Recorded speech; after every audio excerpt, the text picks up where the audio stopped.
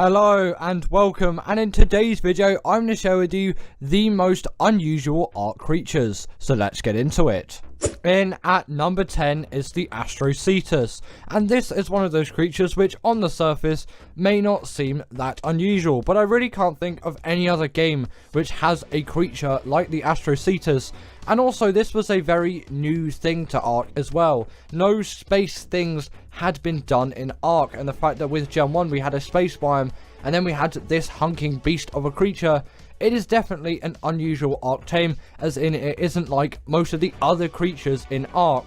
And there are only a couple of creatures which I can think of which are as unusual as this thing, and also at the same time follow the similar genre that this thing has of being a sea creature of sorts. The Astrodelphis obviously being a great example there, that meaning space dolphin instead of space whale, which is what Astrocetus means.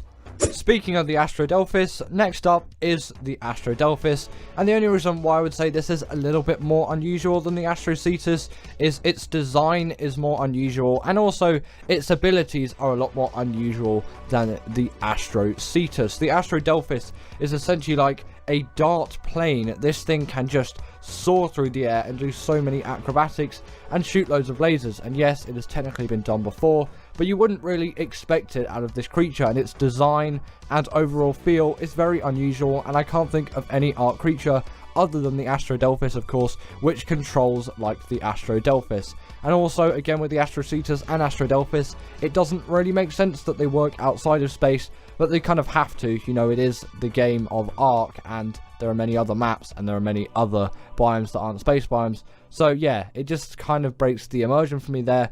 But you know, it's Ark, they're fantasy creatures, who knows, maybe they can just dart around in non-space as well, although they do make a lot more sense in space biomes. But obviously, for most of the time which you'll be using these things, you won't be using them in space biomes, you'll be using them to travel across the map, as both of them are great travelling mounts, the Astrodelphis being better for travelling, obviously, as it is a significantly faster creature, and also it's just a lot more fun to ride around on. Next up, we have the Bulldog, and this is strangely one of the cutest yet horrifying creatures that Ark has to offer, and obviously it debuted with Operation, and I'm pretty sure it hasn't appeared in any other map since, but be sure to correct me if I did get that wrong. And in terms of this thing's abilities, it is just a light pet like the Shinehorn and the Featherlight, which essentially will debuff things like Reapers and the Nameless. Not really useful in any other map, but they're definitely really cute, and the fact that there is a mask for the Bulldog, and you kind of put the Noglin in the same spot here as they are similar creatures, they definitely are respected but very unusual tames. Now, I don't know what it is, but the Managama always seems really weird to me, and the Managama just seems like a creature which doesn't seem like any other Ark creature which I can think of in any way, shape or form. This is essentially like a Ferox type thing with ice fists that can jump into the air and has some sort of elemental power, and that also has ice breath and can freeze creatures. This is definitely an oddity and an unusual tame which hasn't been revisited since. There is no other Ark creature to this day which is like the Managama, and also the spelling for it is pretty unusual as well, but once you learn how to spell it once, you kind of don't forget it, as its name is that unusual. And it definitely is an extremely useful creature. Obviously, as you can see, it can travel across the map with insane speeds, and it deals a pretty reasonable amount of damage as well, which you can't get out of every great travelling mount. But the Managama definitely is great for that, and like I said as well, it is great at freezing creatures, and in a moment you will see what it is like when it does freeze creatures. The only thing you really have to watch out for though is this thing is extremely buggy and will get stuck on things, and it just did get stuck on something there. In terms of it freezing, it will freeze creatures for a very, very long amount of time, which is why it is heavily used by PvP griefers. I've heard not as much anymore since they got nerfed, but they still get used a little bit in terms of PvP griefing still to this day. Now, the Rock Drake is pretty similar to the Managama in a lot of things, but I think it is slightly more unusual, partly because it did come first. Obviously, Operation was the map that came up before Extinction, and also just the way that this creature is formed is a little bit more unusual. This is kind of like a somewhat T-Rexy chicken. I don't really know where those two creatures came from, but I would just call it kind of a T-Rexy chickeny turkey thing. Again, I don't really know where I'm going with that. It is so unusual in the form that it is. You can't really relate it to other creatures, which is very, very weird, and definitely a sign which it is very unusual. But its taming method isn't particularly one of the most unusual, like you would expect from this creature. It is the exact same as the wyvern. You simply steal the egg from the rock drake nest, and then boom, once you've obviously incubated and raised up that creature, you have yourself a rock drake. And also they do come in a lot of colours as well, this pink being an example, which is actually quite weird for a lot of Ark creatures, as most creatures do follow a similar colour pattern, whereas the rock drake has a wealth of colours. And I actually kind of really like the tealy blue more than the colour which I've got here. I like a tealy blue, like a bluey green is what I kind of like on a wyvern. Not a wyvern, this is a rock drake. Why am I talking about wyverns? In terms of rock drake colour, that is my preference. What is your rock drake colour? Comment in the comments down below. Don't know why I said comment too many times in the sentence, but comment in the comments down below. What is your favourite rock drake colour? As I'd really like to know. Mine is definitely that kind of like bluey, greeny thing, but you know, some of you may be digging this pink and purple which we got here. No, it's not pink and purple, pink and blue. I may be slightly colourblind. In at number 5 is the gas bags, and this is just a creature which is such an oddity. And also, I'm seriously questioning Wildcard here. How did they come up with the idea for this? Or did we come up with the idea for this?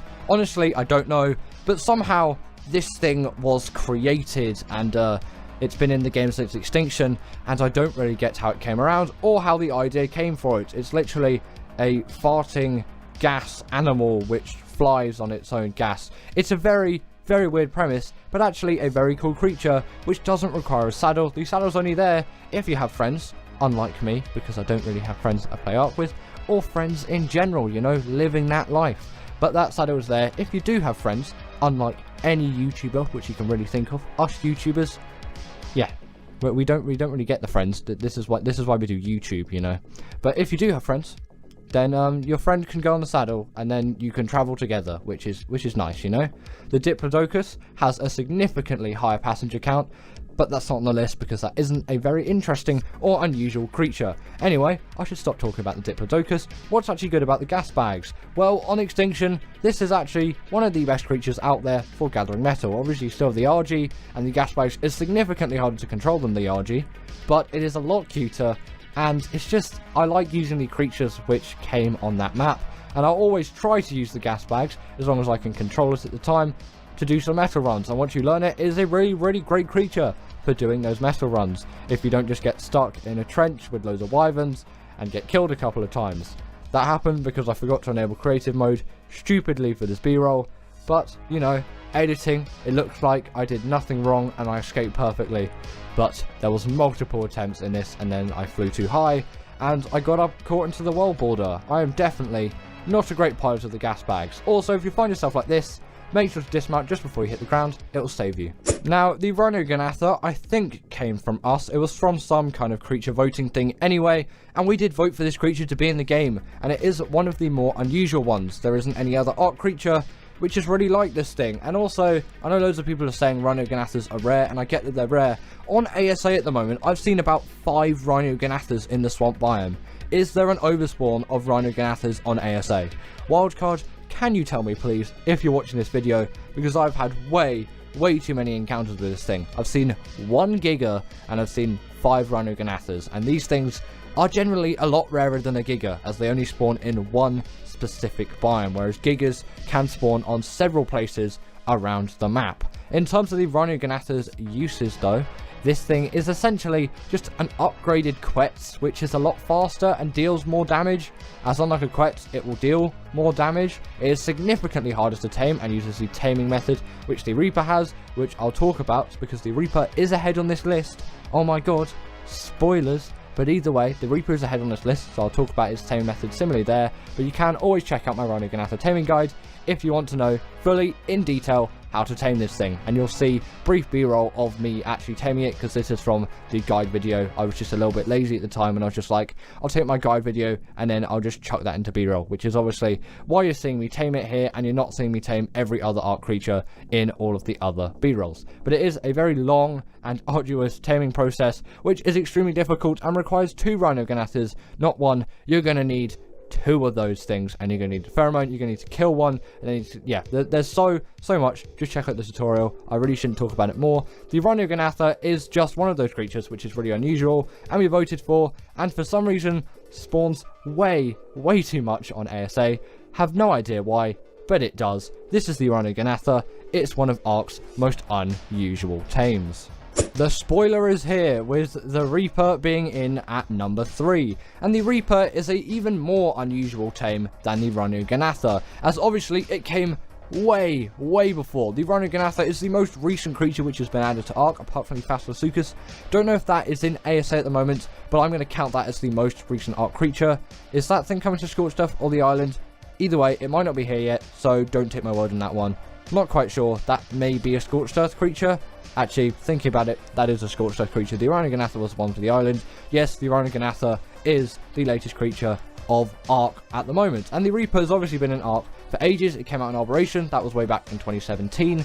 And this thing was such an oddity at the time, but it really fits into that map, and its taming method is one of the most unusual in the game. Essentially what you do is you'll get a Reaper Queen to a really low amount of health. You can use a trap for this, it'll make it so much easier, and you can use light pets as well. Not for the other bit of the taming method though, as that won't work with a light pet. You can't have a light pet when this thing impregnates you when you go up to it after you put its health down. At least I'm pretty sure you can't. Don't anyway, as it may somewhat fail, as the Reapers really do not like light pets. But after you have been impregnated by the Reaper, obviously after you've damaged it and the impregnation has occurred, you just get a ton of XP, and then boom, you have yourself a Reaper.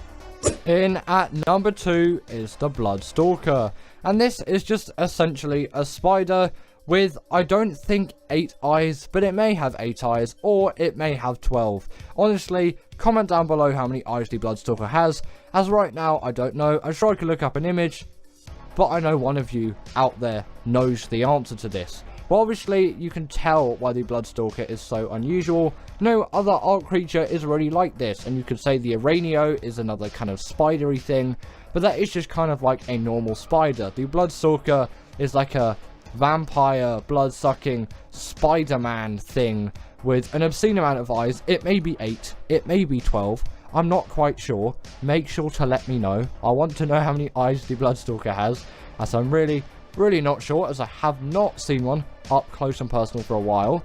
But also, this thing's taming method is very much an oddity. Like no other Ark creature, apart from the Desmodus, obviously, off the top of my head, which I can think of, has the same taming method. You essentially get blood bags, which you'll need to syringe out of your body, or you can obviously use the Desmodus to harvest them now, but originally you just had to use the blood syringe to get those, and then it will just eat those, and then you'll tame yourself a Bloodstalker, and you can feed it some creatures before to get 100% effectiveness.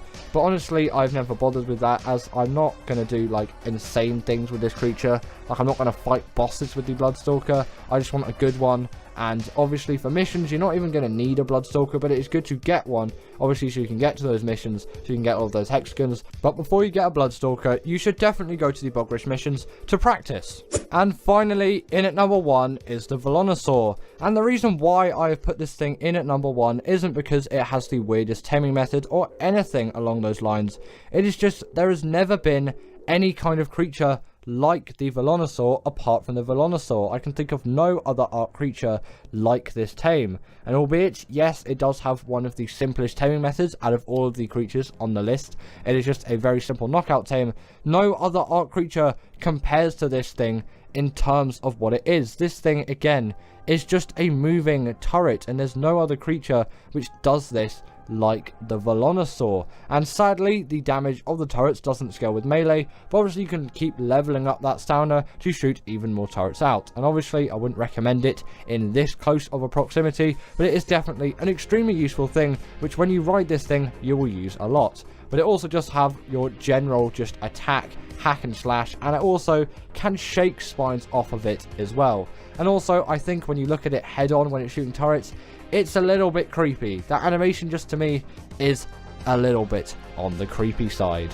Hello and welcome, and in today's video I'm going to share with you the top 10 most irritating Ark tames, so let's get into it. In at number 10 is the Carcharodontosaurus, and the only reason why this thing really is on the list isn't mainly because its taming method is difficult per se, but Ark is an extremely buggy game, and the Carcharodontosaurus taming method is very, very buggy, and I have had so many issues with this thing over the course of my time with this creature that sometimes I'll just go for a Giga, as I know for sure that tame won't bug out, and there's loads of things like it won't go through or it won't process the right thing at the right time, and this tame can be really annoying when it's buggy, and it can be one of the most irritating things ever because it is so simple and you'll know you're doing it right and you know it's not in a blood rage, but still it is glitching out and you're not getting anywhere, and sometimes you just need to dino wipe or find a completely different one,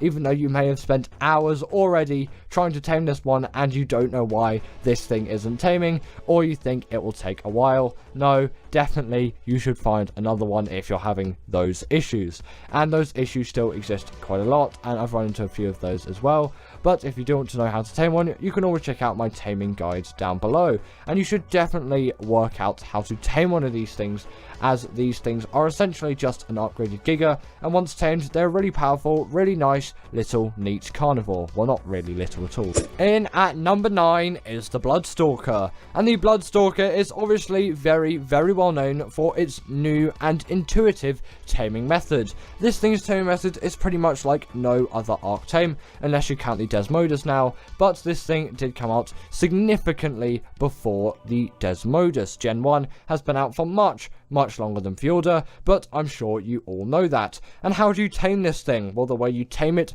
is by feeding this thing blood bags, and gathering those blood bags, especially when you don't have a Desmodus, and especially back in the day, was really annoying, as it took absolutely ages. And again, Ark is a buggy game, and sometimes the Bloodstalker tames would simply bug out, or they would say you've done 100% of the tame, but you hadn't, and then you'd just be stuck there for absolutely ages until they did tame, or you just run out of blood bags and simply die. And also, to get 100% effectiveness is even more annoying, as you have to feed it other creatures first, which can be an absolute pain, and this is definitely one of Ark's most irritating tames. But once tamed, you actually have yourself a really great creature, and it's no wonder, because people do actually tame these things, and if these were rubbish, then no one would really be taming them. And once tamed, they are great for gathering hexagons, as there are many racing missions on Gen 1 that use the Bloodstalker, and loads of things will be useful with the Bloodstalker on Gen 1, especially exploring the ocean biome, as it can float on top of water like you saw there earlier in the B-roll, and it is also a really great swimmer as well. It deals a good enough amount of damage, and it can travel across the map really fast with insane agility, and on Gen 1 this is really your only option. Next up, we have the Managama, and this thing mainly does come down to if your game is behaving, and thanks to the net gun now, these things aren't the most irritating tame, so they are a lot lower on the list than they would have been before the net gun came out, as when these things bug out, which is most of the time, still to this day, a normal trap will not work at all. These things will just completely glitch out of them, and there's nothing which you can do, and considering how fast they are, you're not going to be able to catch up to one and just continually shoot tranks into it, unless you've got literally hours and hours to tame a Managama, but that is so inefficient, and you should really try and get a net gun, as it is one of the most useful things as well, and probably surround it by a trap for good measure as well, as it gives you a long period to build a trap around the Managama. And another reason why the net gun is so good for the Managama is you don't even have to really worry about putting this thing into a trap, as that is definitely not an easy task. But once tamed, you got yourself a great PvE and PvP creature, capable of a lot of things, but you should be careful so that it doesn't get stuck into things like it did there. But its main kind of fame is the fact that it can freeze creatures, and freeze creatures for so long, which makes it great for PvP, but it is actually pretty useful in PvE if you're into freezing creatures and then killing them. It's a new kind of fun way to kill off some creatures. Next up, we have the Wyvern, and the reason why this is harder and more irritating to tame than the Manic Armor is because no net gun is going to save you here for this tame, as its tame method is completely different. And if you're wondering about the Crystal Wyvern, if you don't know how to tame that, that is one of Ark's easiest tames, and it definitely is not deserving of the list. But every other Wyvern, being the Ice Wyverns, the Fire Wyverns, etc., like Poison Wyverns, things like that, those Wyverns where it requires you to go into the Wyvern Trench and steal that egg from the Wyvern Trench. Don't know what word trying to came out there. Re-steal.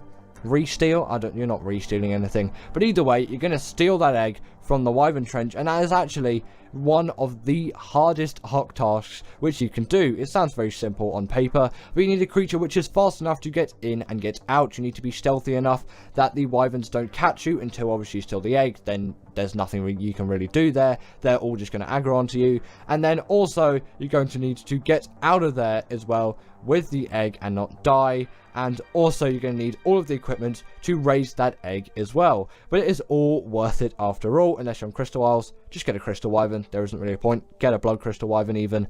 But once you do have a normal Wyvern, their C-flap ability on the ground is really good for harvesting wood, and they're great carnivores. They can pick up so many things. They do so much damage. They're really, really useful flyers, and actually one of the fastest in the game. You can't really go wrong with the Wyvern. Just be careful when taming one.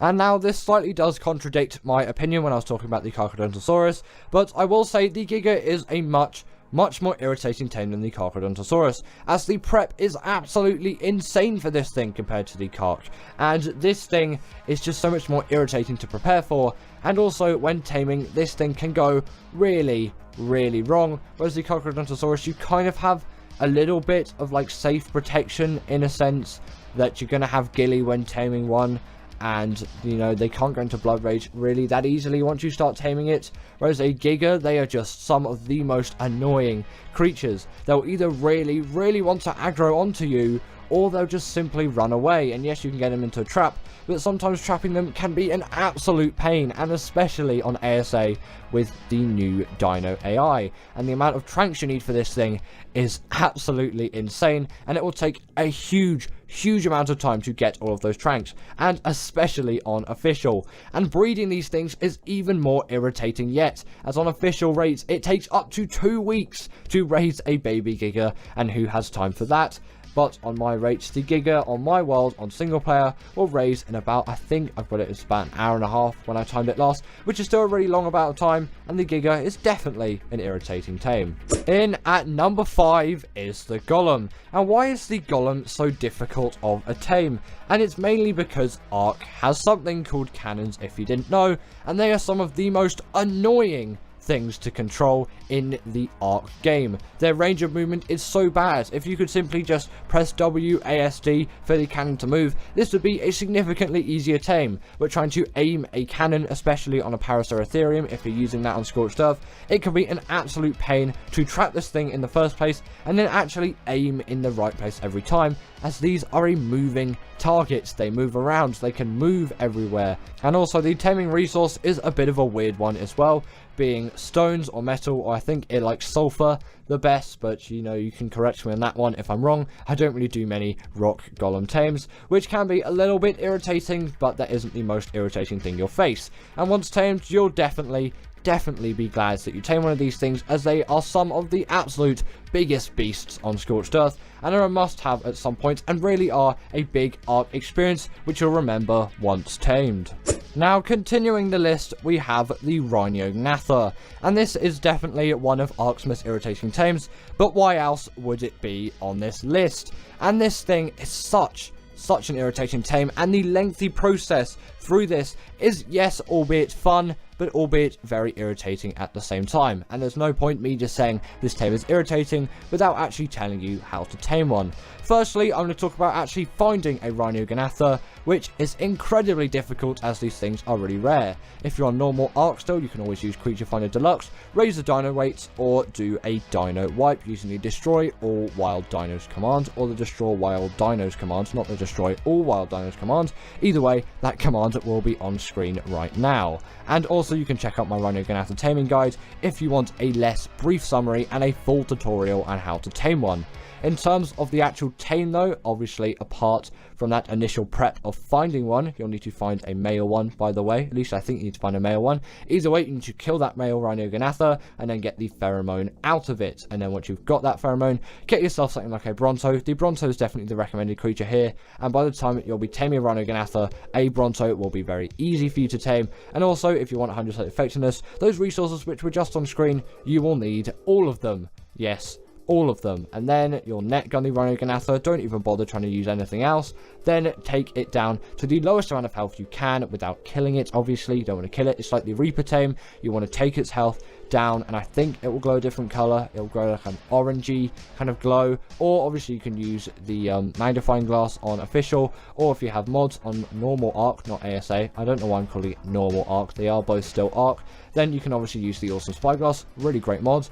Then before it's kind of awoken out of the trap, which you obviously use the net gun for that, you fill the pheromone to your Bronto, and then after that, I don't know why my pronunciation's so bad at the moment, but after that you do feed it to the Bronto, and then when it comes out, it will impregnate your dino, and that's where you're going to need all those resources which were previously on screen. Then your creature will just fall over, and then the Rhinogonatha will come out of it, and then you have yourself a tamed baby Rhinogonatha, and unlike Reaper babies, it won't kill you. Speaking of the Reaper, in at number 3 is the Reaper, and the Reaper really is one of those tames which you can't say is an easy one, unless you're on Gen 2, but I'm kind of going to discount that, and it is definitely an irritating one, and arguably a lot more irritating than the Rhinogonatha, as you do not have access to flyers on Operation, so it is so much harder to start the tame as this thing spawns in a significantly more hostile biome. But in terms of the actual tame, there are actually less steps. You just take it down to that low amount of health, then it will impregnate you, and then you just go around killing things with yourself, as in your person character,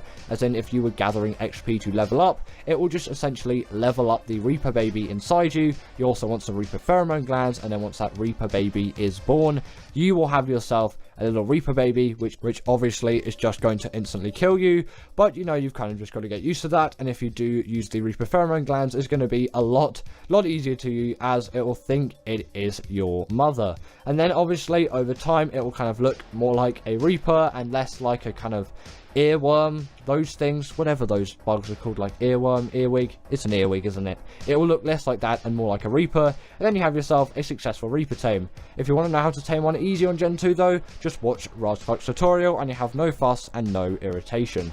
In at number 2 is the Basilisk, and this tame also does involve eggs, but not like something like the Wyvern, Magmasaur, or those kind of tames. The Rock Drake included in that as well. In terms of the Basilisk tame, you will need a Magmasaur, Wyvern, or Rock Drake egg, probably Rock Drake eggs, as you'll probably be taming this thing on Operation. Then you'll need it to not aggro onto you, and then just drop the eggs, and then it will eat them. Sounds really easy, but it can go wrong in so many ways, as you have to literally completely eradicate every creature in the area for it not to be aggroed, and you can't aggro it yourself, and obviously it's Operation, so no flyers can be used. There's just so much prep, and also getting all of those Rock Drake eggs is a feat in itself, and that is even if the game doesn't bug out and then this thing doesn't even eat the Rock Drake eggs.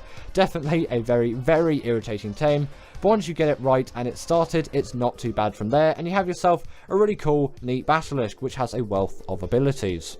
And finally, in at number 1 is the Shadowmane. And yes, I'll agree, this isn't the hardest arc tame, but in my opinion, it is the uttermost irritating. There is no other arc creature out there which I kind of find as irritating to tame as the Shadowmane, in my opinion. Its tame method seems very simple, again like the Basilisk. You will just get baby fish in a fish trap, not baby fish, you'll get normal fish in a fish trap. Baby fish don't even exist. What am I talking about? You can tell it is very late on a Wednesday evening when I'm recording this thing. And yet, once you've got those fish, then you'll need to find one when it's sleeping, go up behind it, and then passive feed it those fish, and keep repeating that process. Obviously, you'll want Gilly as well, so it doesn't wake up. But the thing is, these things come in packs, and they kind of do patrols, and sometimes some will be awake, and some will be asleep, and also they're really easy to wake up. And yes, with a trap, they're not the most irritating thing out there, but still, to me, they are the most irritating.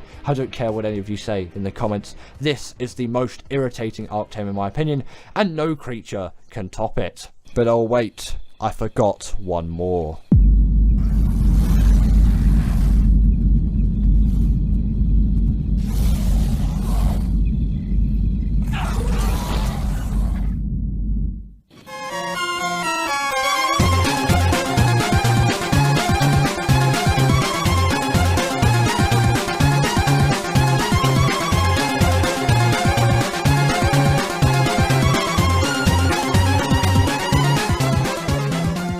give it up for our patrons, Ekaterina Puchkova and Karina Thorne, Dominic Macy sorry about that name, and everyone else that's on this list. All the people I've mentioned are paid members, and if you feel like that's something you want a shout out at the end of the video, go join the Patreon or become a paid YouTube member.